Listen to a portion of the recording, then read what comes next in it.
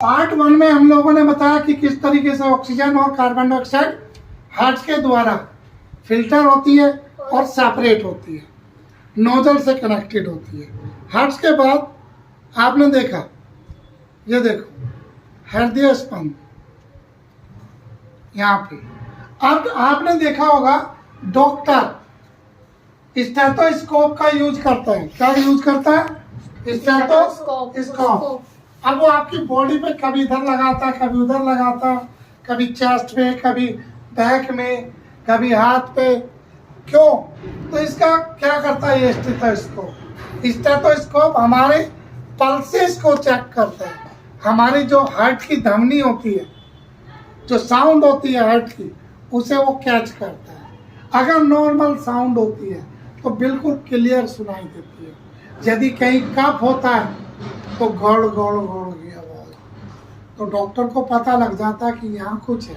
और अगर पानी होता है फेफड़ों में तो वहाँ इस तरह की साउंड आती है। क्योंकि मैंने ये चेक किया, इसलिए मुझे पता है इसकी साउंड अलग अलग। इस तरीके से हम ये देखो चिकित्सा स्टेथोस्कोप पर प्रयोग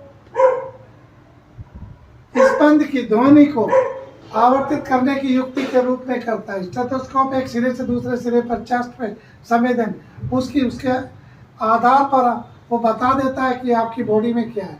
अगर डॉक्टर को कुछ डाउट 2 या 3 होते हैं तो वो सीधे क्या कहता है, या तो एक्सरे करा लो या अल्ट्रासाउंड करा लो, क्योंकि वो कंफर्म करता है कि जो उसने साउंड चेंजेस सुनी है वो क्लियर है या नहीं है।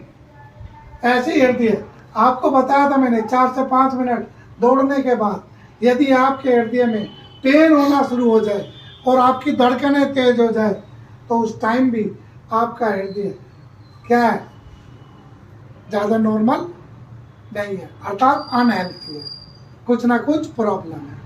आपने देखा होगा थोड़ा तो दौड़ते हैं तो आपकी सांसें फूल जाती हैं। सांसें फूलने के बाद आप लोगों को प्रॉब्लम ही होती है। Is that clear? कितना सेकेंड?